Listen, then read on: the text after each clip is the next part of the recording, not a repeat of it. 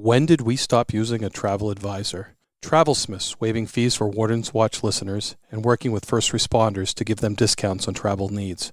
Call them 732-899-8400 or travelsmiths.com. That's TRAVELSMITHS.com and see how they can assist you.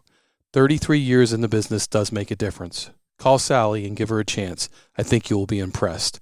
This is Game Warden Wayne Saunders, and let them know Warden's Watch Podcast sent you. Wish you could fish more, anywhere, anytime. RODgeeks, a St. Croix rods partner, has developed a 42-inch one-piece travel rod designed and built with the same technology found in St. Croix rods. This travel rod is offered as a kit that comes with the RG42 rod, spinning reel, fishing line, pliers, and tackle tray. All in a case with space for your wallet, phone, and fishing license. Just grab and go. Perfect to keep in your pickup, car, or RV. This shorty performs much like a longer rod, but is compact enough for easy storage and for on-the-go use. Make this the summer you fish more. RODgeeks.com. Guidefitter is the industry network for professional outdoor guides and outfitters, the trusted destination for consumers seeking and sharing guided hunting and fishing experiences of a lifetime, and the enterprise influencer marketing platform for outdoor brands. Guidefitter and its members represent the pulse of the guided hunting and fishing industry. Guidefitter's outdoor partners provide discounts to select types of outdoor professionals, including game wardens, members of the military, guides, outfitters, and other outdoor professionals. Over 145 brand partners and counting. Gear across many categories, including packs, footwear, clothing, flashlights, knives, optics, even firearms and ammo. For more information, go to guidefitter.com/wardenswatch. That's Warden's Watch, all one word. I'm Game Warden Wayne Saunders, and I'm a member of Guidefitter. We love our children. We protect them. We guide them. We prepare them for life in the world. With all that we do, from deep in our hearts, we cannot control all things. Life-threatening illnesses and disabilities affect far too many of our children each year. While we cannot change the circumstance, we can make dreams come true. Dreams to provide hope, to provide spiritual healing and strength, to provide moments of happiness and relief in the hardest of times. We can give a glimmer of light and hope in a time of darkness and despair. Join huntofalifetime.org to help make dreams come true, to provide hope for children with life-threatening illnesses and disabilities. Hunt of a Lifetime is a non-profit organization fulfilling dreams for hunting and fishing trips to youth 21 and under with life-threatening illnesses and disabilities. Visit huntofalifetime.org to learn how you can make a difference. This podcast is brought to you by Maine, Operation Game Thief, and Wildlife Heritage, a foundation of New Hampshire at nhwildlifeheritage.org, and International Wildlife Crime Stoppers.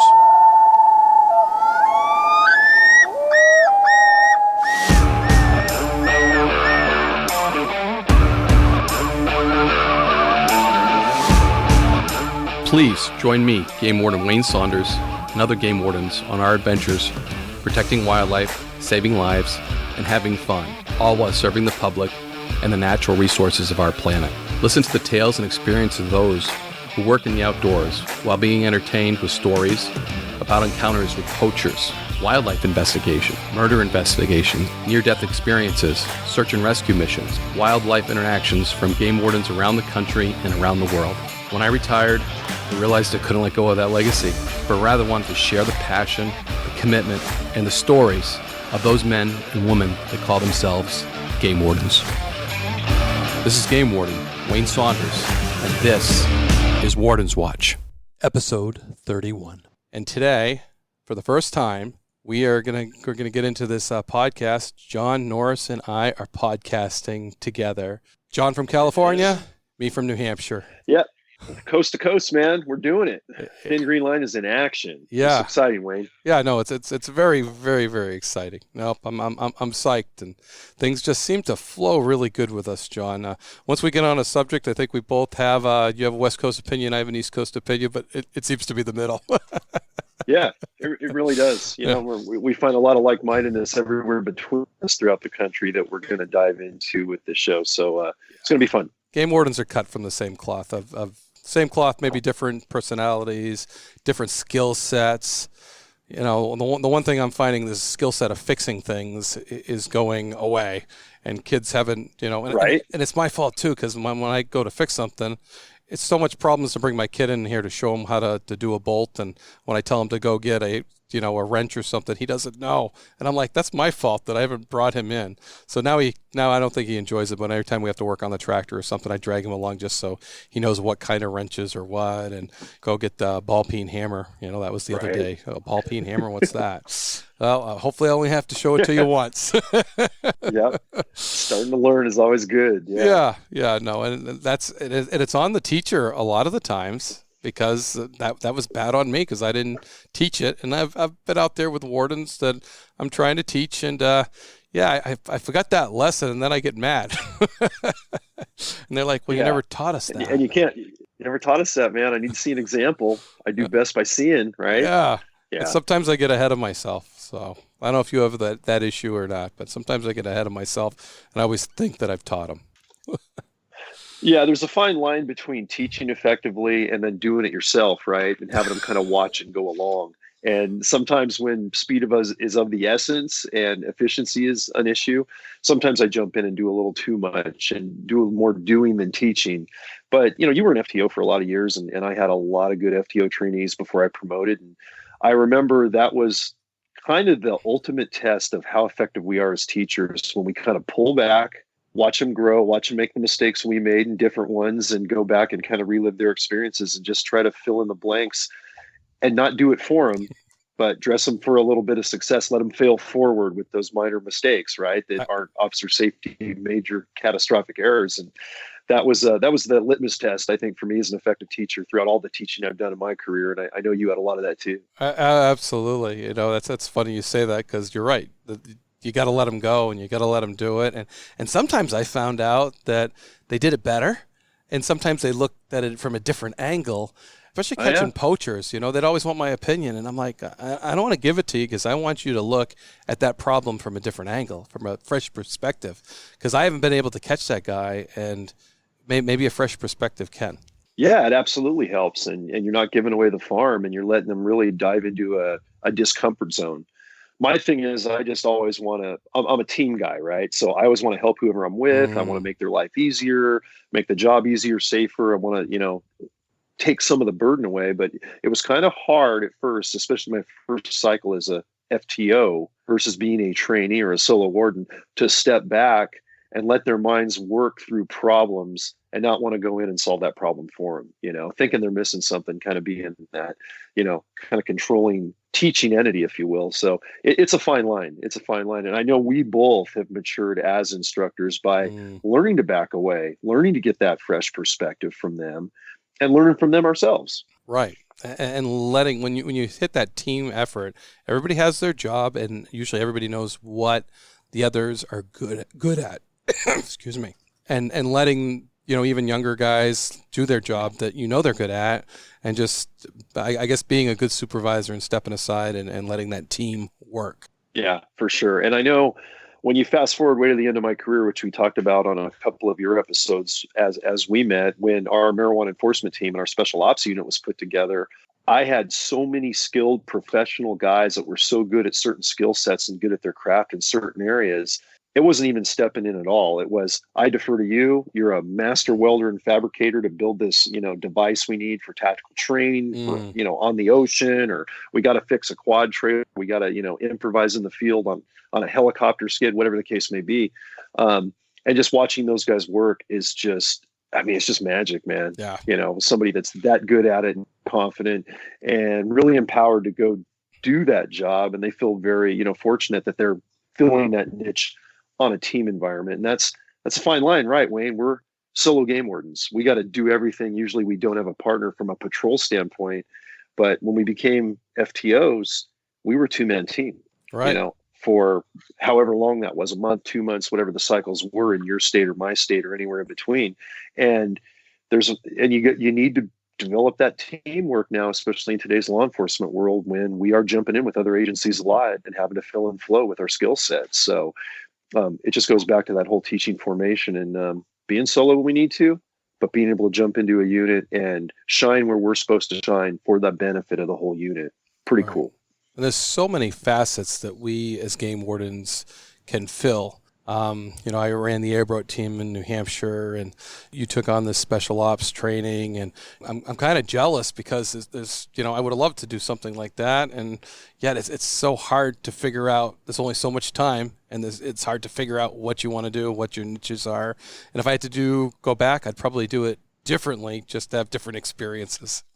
Right. I certainly would. There's things, the 6 years I had after co-developing the Met unit and running it and doing every aspect within it, there's certainly things I would have done a little different looking back. Mm-hmm. But what I learned at the end of my career was it was just a flood, such a flood of knowledge when you had that many people to work with and to supervise and also be partners with and to look out for.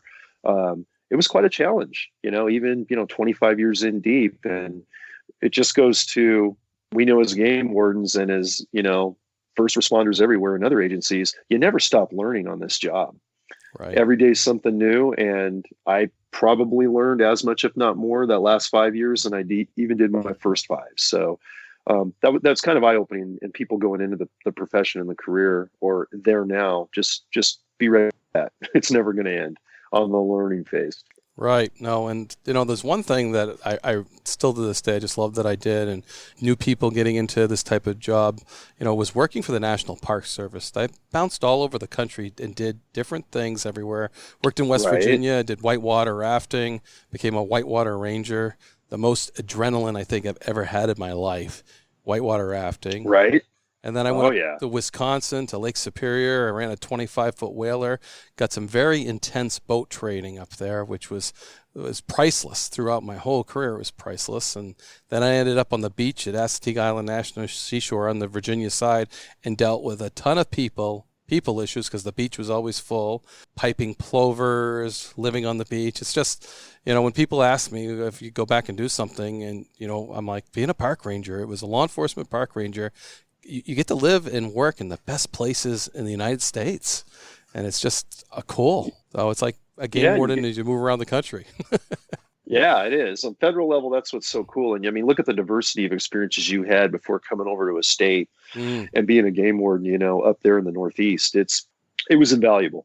Right. And I know for me, it was kind of similar. I didn't have a federal job before the state job, but I traveled all over the country. I backpacked, I hiked, I rafted the Grand Canyon multiple times, hiked the Grand Canyon, just being kind of that conservation adventurer in and around the development to become a game warden. And one thing, when I became a game warden, I got to do every aspect of what California has to offer. And being a diverse state with a big marine enforcement component, because we're right there on the Pacific Ocean coastline, did a lot of offshore, far distance offshore patrol, boarding officer on an ocean vessel, did a lot of inland lake patrols on the smaller vessels, got to work with some of the best boat crews, I think, in the state for sure, if not part of the country. And that was one facet that I wish I had done more of. I did enough of it as a part-time boarding officer. I wasn't, assigned to a boat. I always had an inland district, but I'm grateful for that time. And looking back, all the special operations stuff was definitely what I was meant to do. And it was a forte, if you will. I'm very lucky.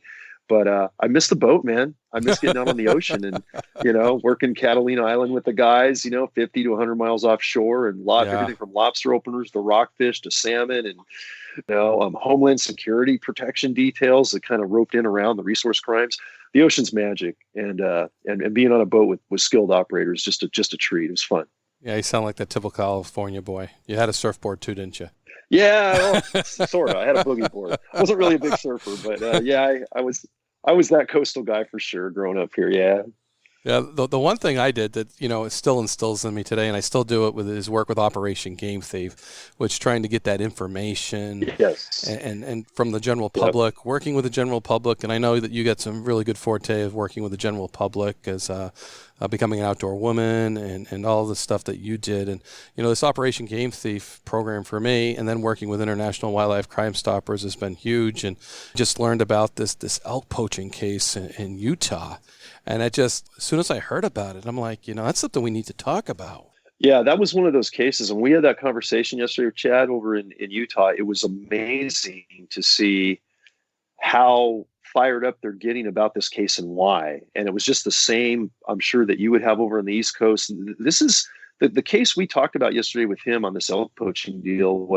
It was one of those like top 5 cases that we look back on a career and go, when you have the most deliberate, intentional, and wasting, just disgusting poachers killing trophy bulls in an area you don't even hunt, by the ski resorts, in the Park City area of Utah, with 22 long rifles. I mean, that's as bad as it gets. So pull out all the stops. Let's catch these guys. And they're doing a killer job on this investigation, as you and I learned, and getting a little more help from the public than you and I are used to, given the digital age, right? Absolutely. And that can be overwhelming for a game warden when social media starts exploding, when the calls are rolling in. Yeah. And the amount of information that you get is credible and relevant is very small. Even as a warden, it's hard to keep a positive attitude when you're getting so much of that information and so much of it, A, you may already know, or B, isn't really relevant. Right. So, and that's what they're dealing with. And just without getting into details, you can tell they're doing the fundamental, hardcore, and just everybody wants this guy caught tomorrow. And that's what I got to tell everybody. Put on the break. We talk about frozen elk that we're dealing with necropsies. Yeah, and this is not an investigation that's a simple like license undersized fish or one animal that's not tagged case. This isn't a slam dunk quick pinch. This is going to be a forensic challenge, right? And like we talked about yesterday, you just said frozen elk carcasses. This is happening in the dead of winter. Conditions are rough. Evidence is tough to find, and leads are kind of thin, the way this thing works. So with the GoFundMe page that has been generated on this case that we're going to dive into more when the full podcast is aired, being able to help this case out by getting the word out through our Thin Green Line podcast is something we never had in your career, my career. I mean, this was unheard of, that we could talk about this from a game warden specific forum that the entire public can listen to and maybe help this case along just by sharing information, force multiplying. So it's exciting, and we want to catch these guys and help Utah do it any way we can. Right.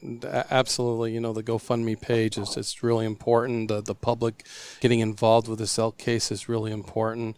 And you know what just hits me now is these guys are trying to do interviews, and we have this coronavirus going around. Right. They got to talk to these people. That's part of this huge investigation, is talking, interacting with the public. And, we just heard yesterday that they're trying to down, if you don't have to contact people, don't contact people, which I get. I'm sure game wardens are limiting their contact as well. And then we have this investigation go on. What a monkey wrench to throw in an investigation that you're not really supposed to be interacting with people when you have interviews to do. Yeah, it's the worst timing. I mean, there's no good timing for coronavirus, a worldwide pandemic, horrible thing that we're going through. But yeah, we're all dealing with it. We're unifying as a country, and so far so good. But for a case like this, that evidence trail is going to get cold quick, right? The conditions are bad. More snow's coming. You're going to have a spring thaw. Things are going to deteriorate. Colder weather. Witnesses aren't out and about, running around in sunshine out on the slopes, and you're right. Our wardens out there are having to limit their exposure for safety reasons, but they're not going to stop. No. We as game wardens, we're as passionate about our wildlife crimes as is the public about other mainline crimes that all of us in the law enforcement first responder circle got to deal with. And it brings up the question of the tenacity of the Green Line. We don't stop because of a pandemic. We're still going to solve wildlife crimes safely, of course. We might be slowed down. And as you said, perfectly, we're going to limit our exposure and not unduly put ourselves in harm's way.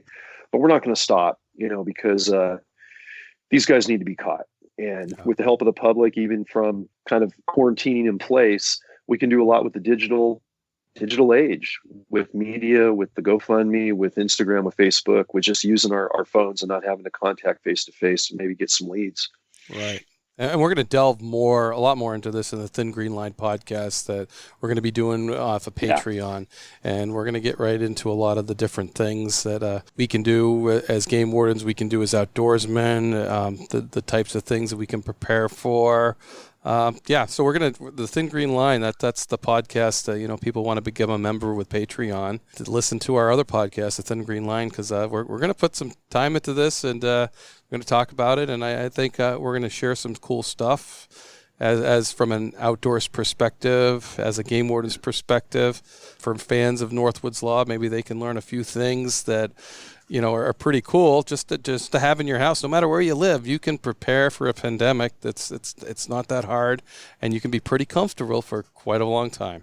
Yeah, I agree. And I mean, since the advent of Wild Justice on the West Coast and Northwoods Law on the East Coast, and these game warden reality shows that have really exposed what we do more comprehensively, we have so many people that are fans of those shows. And even though they're not necessarily going to be a game warden, they're part of the Thin Green Line too, right, Wayne? Because Absolutely. they're our eyes and ears, and they're protecting our wildlife, waterways, and wild lands. So one thing that's so cool about our podcast, the Thin Green Line, is we're going to be able to take direct questions and direct topic ideas from our listeners and dive in further.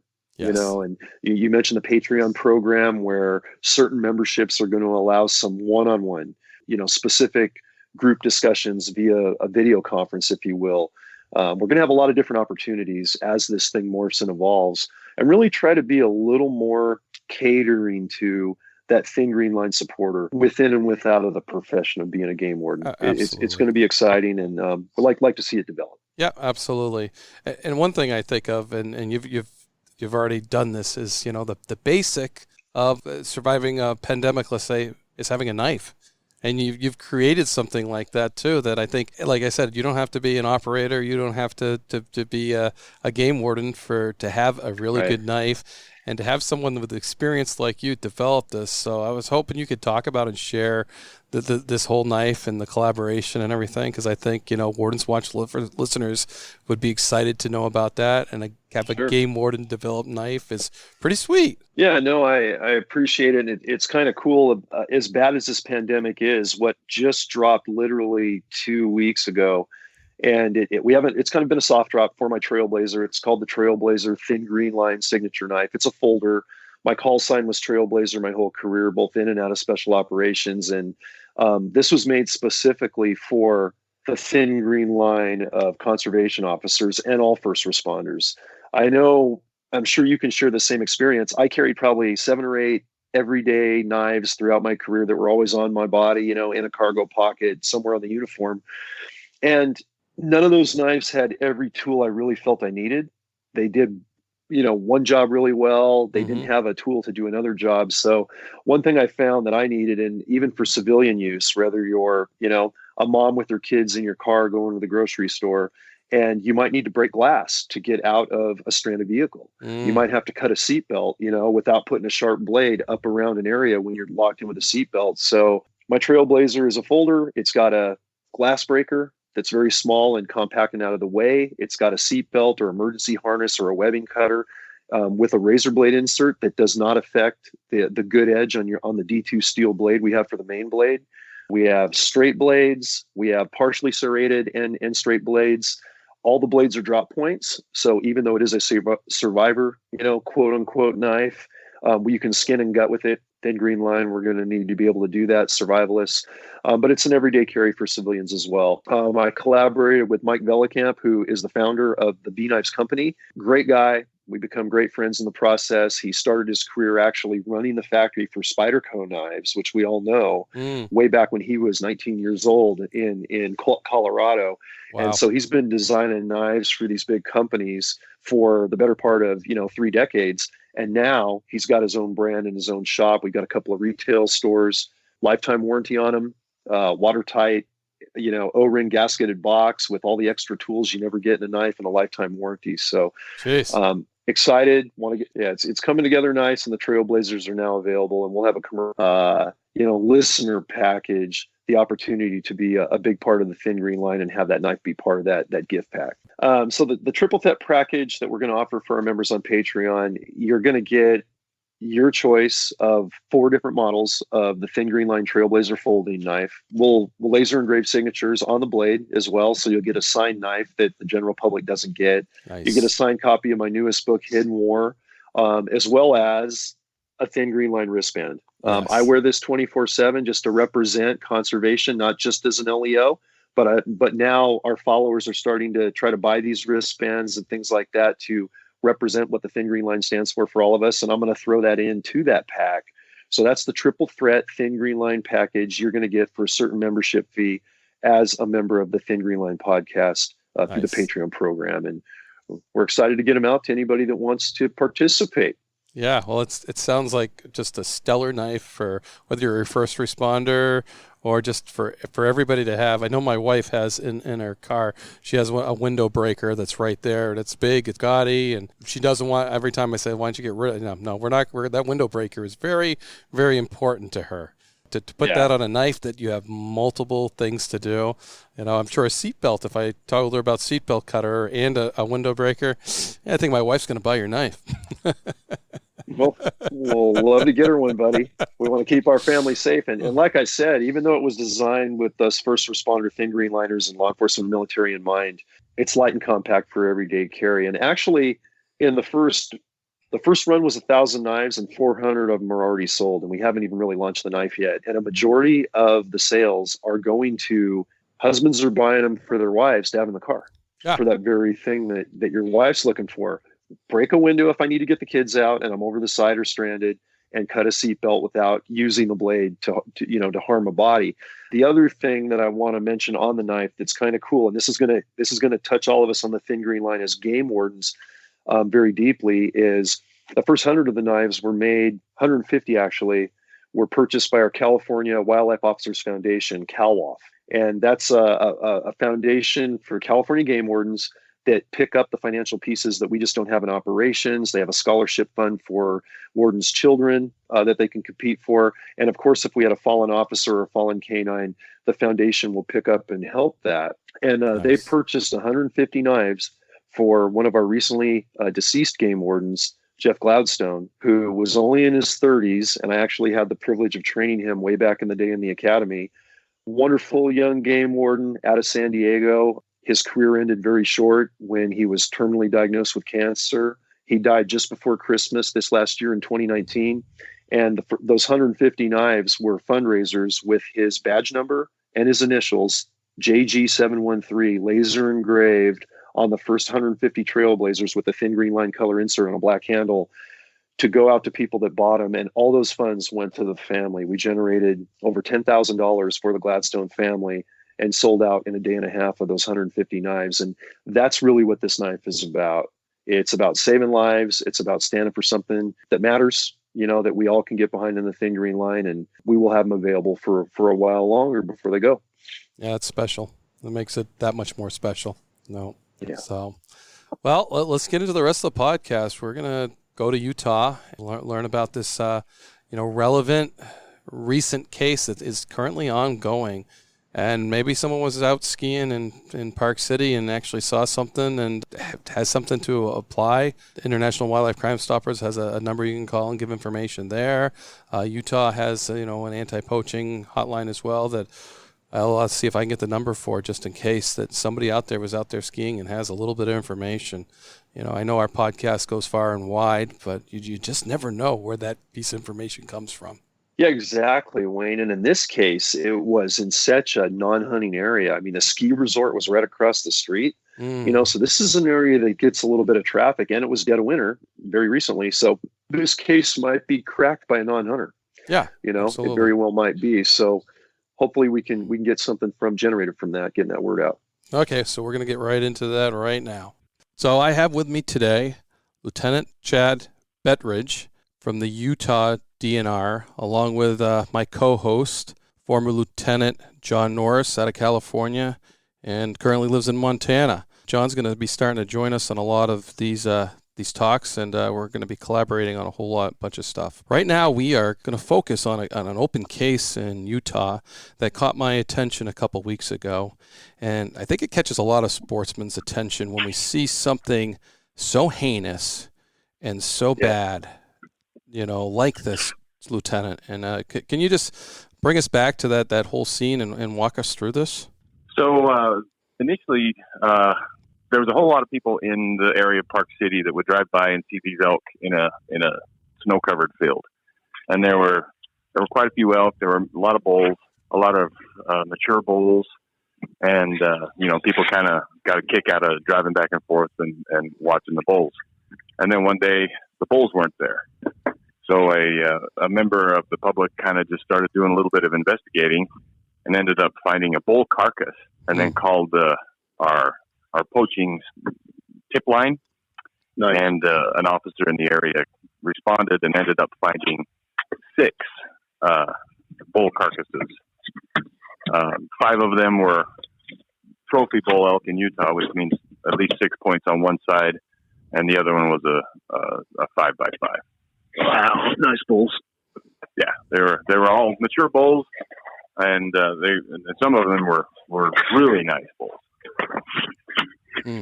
So can you share with us, I mean, I know sometimes with investigations, some things you don't want to share with the general public, some things you want to keep to yourself, so when that tip is, correct and stuff. Is there some details that, you can share? Were the 6 bulls all stacked up in one spot? Were they different areas? No, they were all in the same general area. So it wasn't multiple instances. They were all killed relatively close to each other, and they were all shot. In fact, one of them, there were multiple firearms used to kill the animals, and we actually did pull a 22 caliber round out of one of the carcasses. So, wow. So which in normal situations, a 22 probably wouldn't kill an elk. It was just kind of hurt it, and kind of just it seems like something to I don't know the reason behind shooting an elk with a 22. So, right. Oh, stupid. I was saying, Chad, without reviewing too much of the investigation that you can, like Wayne mentioned, what we saw here on the West Coast a lot was these under-caliber poachers, using way, light calibers for, like you said, an elk with a 22, but doing it because it was quiet, because it was compact, using like a Ruger 10-22 right out of the window, driving by with a little wind, they could hardly hear that shot. And just putting it behind the ear, or somewhere where they don't have to penetrate any heavy shoulder or tissue or muscle mass, and effectively doing it sometimes with multiple shots. But wonder if there's something like that going on here, just to be more deliberate, more stealthy, more intentional. Sure. Especially since they were trophy bulls. These guys don't sound like poachers that are coming out just to get meat when they're banging down bulls like that. Just heinous, deliberate guys. For sure, and it's possible something like that did take place. Just the circumstances that we found, we only found a 22 caliber in one carcass, so It's not like all of the carcasses were shot up with 22s. And unfortunately, in this situation, the individuals who did this didn't take any antlers, didn't take any meat. The carcasses, everything was just left to lie there on the hillside, and just. Senseless. And so that's kind of what has sparked so much interest. Is it's just a complete, waste and wanton disregard of these elk, and somebody just shot them and left them there. So yeah, I think we all have the poachers that shoot something and eat something and catch them.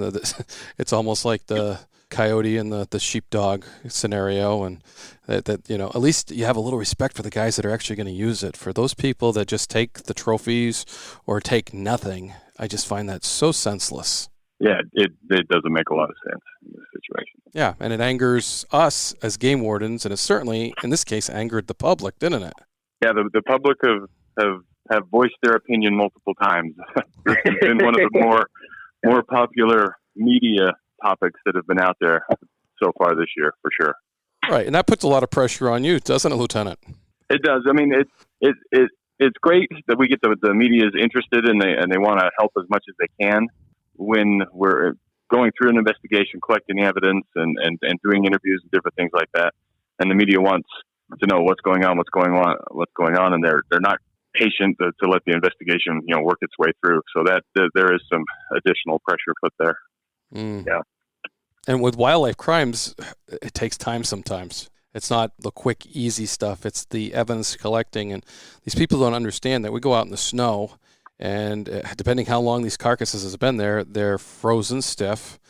You got to thaw them to get that evidence out. You got to process them in the field, which depending on the weather, I've had some blow and snow cases where I'm trying to get a moose out of the woods. That's just insane because we got to thaw it to get evidence. Absolutely. And this was right during the snow season up in Park City, the ski resorts just across the highway from where these elk were killed. So it was middle of winter, and in this situation, we brought one of our canines down to help see if we missed any additional evidence, stuff like that. It's just, and because of the snow and because of different factors, we're still working through that process. So.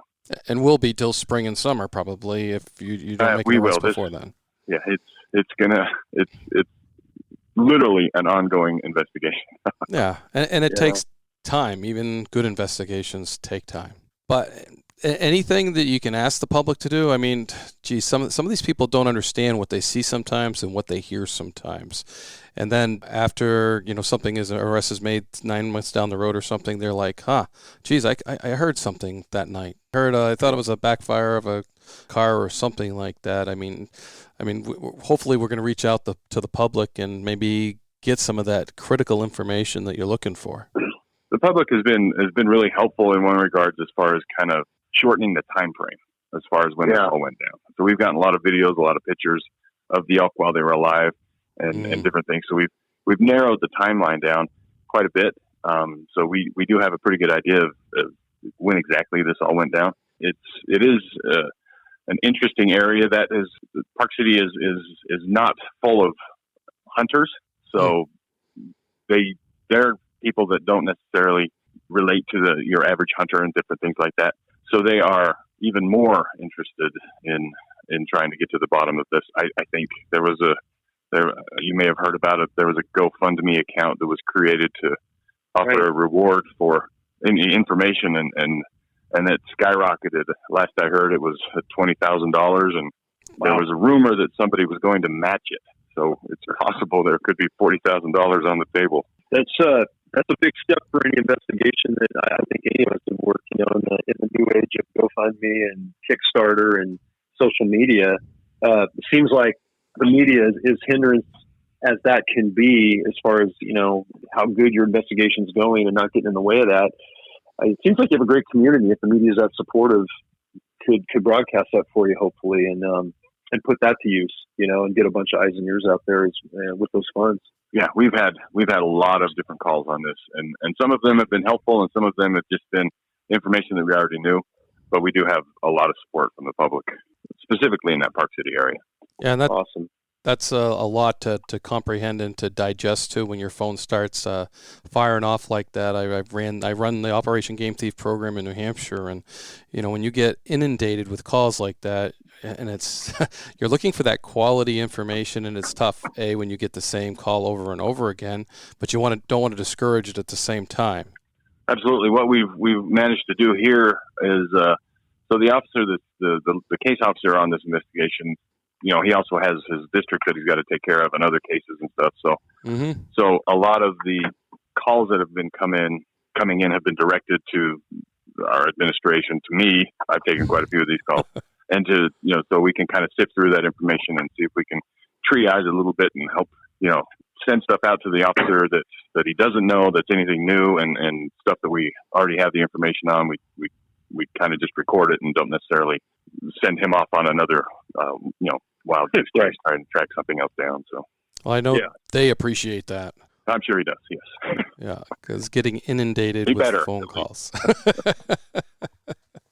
Yeah, no, that's good. And I have talked to those people. One of the people that started that GoFundMe page, it was up to $21,000, and he does have somebody that will throw in another $20,000, if the information is good to make that happen. So, yeah, there's a potential of $40,000 in rewards, and that turns a lot of people. I mean, if there's multiple people involved, and if I can stay clean and turn in my buddy and make $40,000, maybe that's a deal I want to make. That's I've had that happen. I've had them throw their friends underneath the bus for a monetary gain. It's it does bring a lot of people with interest out, and the phone lines do kind of go crazy. We have gotten some pretty good information out of it. There's been a couple of license plates that we tracked down that we're still kind of in the process of working on, and like I talked about before, the time frame and stuff like that. So the fact that there is so much interest from the public in this has been more helpful than not. So, and I do think the GoFundMe account has sparked a lot of more interest than it usually would be there. Well, and I think too, guys, with this GoFundMe account, this is the first case we've heard of something being generated so quickly and so much funds coming in. And it's kind of it's encouraging, to see that much passion for our wildlife, and it may not be coming just from conservationists, but even just outdoor enthusiasts. And it's a great tool that, we want to tell more people about in other states where that could make or break a case, literally, like you said, Wayne, where we've had people turn each other in for some sort of good reward through our CalTip. Well, we call it CalTip program out here in California, but the same, Blue Tip hotline, Chad, that you had, and Wayne, we've got back east. This just exponentially increases that program's effectiveness, especially in the new age of social media. It's exciting to see this work, and hopefully continues to for this case, especially for you. Well, and for sure. And in addition to that, our agency does have a reward program, where if we can, if an animal is poached on a limited entry area in Utah, you could be eligible for a tag for that area. Or we do have some monetary amounts, but it goes up to $1,000. So when you compare our reward system to the Publix in this case, the Publix is much more. There's a lot more interest in the Publix than ours. So yeah, for sure. We were the same way in California, about $1,000 limit. And it works sometimes, but a lot of times just the red tape to get that reward. Sometimes it's just the good-heartedness of that particular reporting party wanting to turn somebody in on a multitude of wildlife violations. But absolutely, it wasn't always for the monetary value. But this is a whole different game with this type of funding you're talking about. Yeah, I actually started a GoFundMe page for a Peregrine falcon that was shot to have the public engage. So this Peregrine was shot with a .22 as well. We had canvassed the area, and I said, hey, I'm going to throw it out there, do a GoFundMe page. We actually raised several $1,000s in addition to what, and our Operation Game Thief is a nonprofit, so they were going to match everything that we did on the GoFundMe page. So $2,000 would have turned into $4,000, which was a really cool opportunity for us. And I also put in there that anything that, if we didn't find a perpetrator, which we didn't, that the money would go into Operation Game Thief for future cases like this. And unfortunately, the officer, and he always expresses frustration. And I had a wildlife artist actually paint a picture at our annual fundraiser. We do a banquet, and I had him paint a picture of a Peregrine falcon because I wanted to tell that story. I wanted, it's the cases that I didn't make that burned me. It's not the cases that I made, like that Peregrine. Even though it wasn't my case, I had some skin in the game. Was starting that GoFundMe page, and I was in contact with that officer. He was doing campuses. He recampused. Every bird feeder he was at, because he figures that maybe it was hitting some birds at the bird feeder or taking something out, and someone shot it because of that.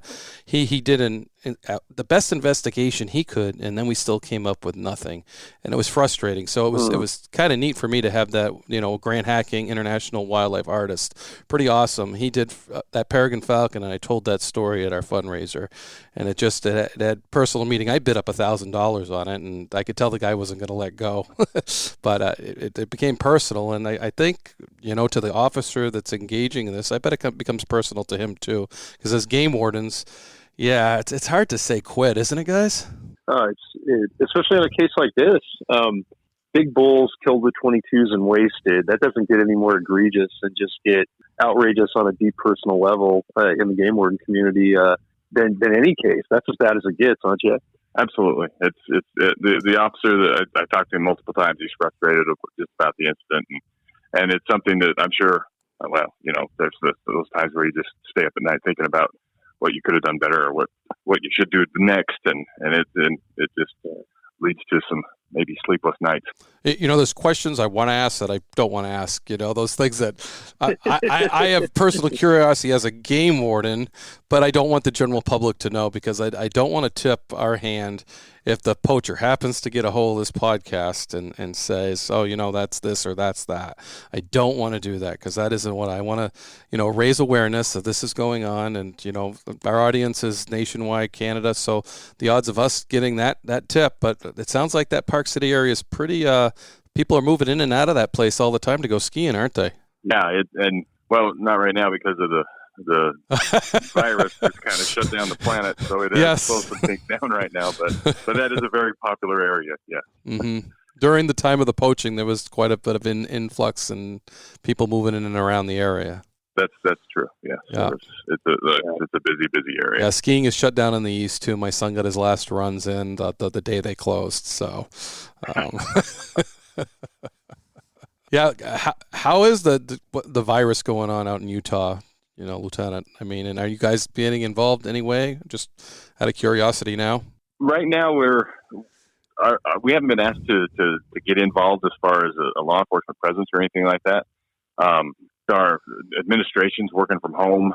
And officers are while they're still out doing their patrol work and stuff like that, they are suggested to kind of limit contact with people and unless it's something that they do need to get involved with. So it's making a difference here. I don't think we have as many confirmed cases as many places around the country, but it's definitely making a difference here. Yeah, John's in California, so.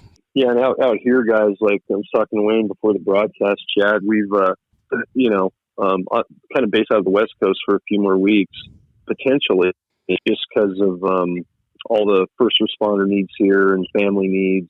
But the biggest thing we're seeing now is more of the panic, from the masses when, the store shelves are empty and this whole, ongoing national there's almost a satire on the toilet paper, problem now, right? And all the different humor jokes popping up on social media. But it's just amazing to see in the urban centers, because I was originally from the Silicon Valley area and based a good portion of my career out on this side, and to see it erode so quickly and see the panic and kind of the just cutthroat mentality start with people when we don't have I haven't seen a confirmed case. We have quite a few cases in California, but we don't have, confirmed cases necessarily so close to us right here going on that anyone's actually seen. But the panic is alarming. And hence, in the several Bay Area counties where I'm originally from, basically everybody's kind of they're on lockdown from anything non-essential. And if you're not a first responder or a medical professional or in another essential job, and there's a pretty long list of those, you're staying home. And you're not supposed to be out for anything but going to the grocery store or exercising at good social distance if you need to get out and walk around because of what they anticipate future problems happening almost daily. And that's alarming to see, definitely, when we haven't seen an actual case in our face yet, so to speak. Yeah, that's crazy. Yeah, the more population you have, the more problems you have. That's why I like living in the woods. The internet sucks, but that's okay. Yeah. And actually today it's not too bad. So, no, anything in wrapping this interview up, Lieutenant, that we can, do more or, get the word out or, just help you guys do your job? I appreciate the opportunity to come on. This was good. I've been able to talk to quite a few different media outlets specifically about this case, and I think the word is getting out there. It's spreading a lot wider than I initially thought it would, but it's something that obviously the public's interested in, and traditional hunters and people who care about wildlife, are interested in finding out who did this deed. So I think it's you guys are doing a good job, and I appreciate it. We really appreciate having you on, Lieutenant. And something Wayne and I are going to do with the new Thin Green Line podcast is that there's going to be an opportunity to do a lot more real-time reports where, as we have so many brothers and sisters in the Thin Green Line, coast to coast. I'm kind of on the West Coast majority of my time. Wayne's out there on the East Coast. You're kind of in that Southwest zone, not too far from me. And anybody in between, if we have a case like this, whether it's from your agency or other agencies around the country, that we can discuss it and spread the word and, maybe bring in more information that can help with the case. If nothing else, spread awareness for some of this stuff going on, and our listeners will be on the lookout for it, even if they aren't in the profession, so to speak. And we're really trying to do that won't cost anybody, or will much lower cost than a huge media campaign per se. But we just appreciate you coming on and sharing this so we can hopefully pay it forward on this case and future cases as well. It's been great.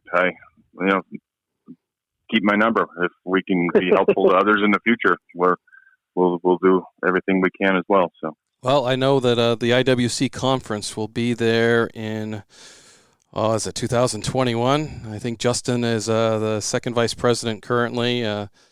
So he's going to be working his way up the ranks. So we'll be in Utah eventually. So I'm looking forward to that, and hopefully meet you then. So for sure, I'll be there. Hey, thanks a lot for coming on, and we will work this, and hopefully we'll have an update. That's kind of what I'm looking for. Let's catch this. I want to say what the guy that said with the GoFundMe page, but I try to keep it clean. But he wants to catch this guy really, really, really bad. Yeah. Use your power. I understand 100%. Yeah. And I'm with him. Hopefully we'll have an update with a score. Thanks again. No, as soon as we get an update or when the case progresses that far, we can get back and kind of discuss where we're at. That would be great. Awesome. Thanks a lot, Lieutenant. Thanks so much, Chad. Yeah, after doing that interview, John, with Chad, it just it fires me up. I think of all the moose cases that I've been on, the ones I've solved, the ones I haven't, and just the blatantness of all of what they did. It's just it gets under my skins as a game warden, and I guess now as a semi-civilian. Yeah, I'm in the same boat with you, Wayne. It's like, even though we're retired, I'm still very passionate. I still feel very embedded in any wildlife crime and wanting to help any way I can, whether sending the message through our podcasts, all the other public outreach we both do on both sides of the country and throughout. But this one hit home, man. This was a very egregious poaching case. I've had similar big game cases like this, some that a lot of them we solved, some we didn't, honestly. And this is one that needs to get caught. So when everybody hears this podcast and what they can do to help, at least we're giving 110% effort to try to catch these bandits and kind of avenge, the loss of these beautiful elk and the waste of meat and everything else. This is one that needs to be handled, that we need to help on. Yeah, and it's just awesome that the civilians, people that really like those elk are getting involved. And they're not waiting. They're saying, hey, we're going to set up a GoFundMe page. Oh. We're gonna drive this up until the guy's brother will turn him in, because it's a big jackpot. And it's funny how friends go by the wayside when money gets involved. They really do, and usually when you have a den of thieves, there's not a lot of loyalty or ethics or honor, just pointing that out, as everybody knows. And you're right. There's 20,000 on the table, maybe even more soon enough. Mm-hmm. That's a big reward versus our cow tip or wheat tip tournament poacher programs we see throughout our states. Mm-hmm. Quite an incentive, and I hope it does work, and I think it might. Yeah, no, let's hope it does, and hopefully we'll be doing a podcast in the near future with a success story. That's my hope. So I know it's yours. So, nope. Well, this is our first Warden's Watch as a team, man. This is pretty sweet.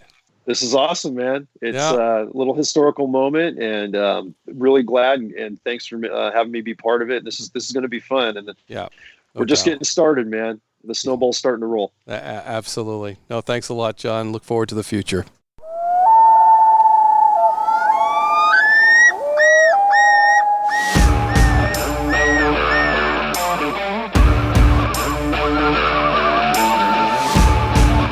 Please join me, Game Warden Wayne Saunders, and other game wardens on our adventures, protecting wildlife, saving lives, and having fun, all while serving the public and the natural resources of our planet. Listen to the tales and experiences of those who work in the outdoors while being entertained with stories about encounters with poachers, wildlife investigation, murder investigation, near-death experiences, search and rescue missions, wildlife interactions from game wardens around the country and around the world.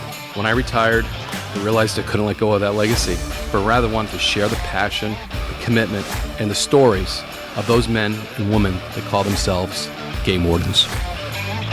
This is Game Warden Wayne Saunders, and this is Warden's Watch.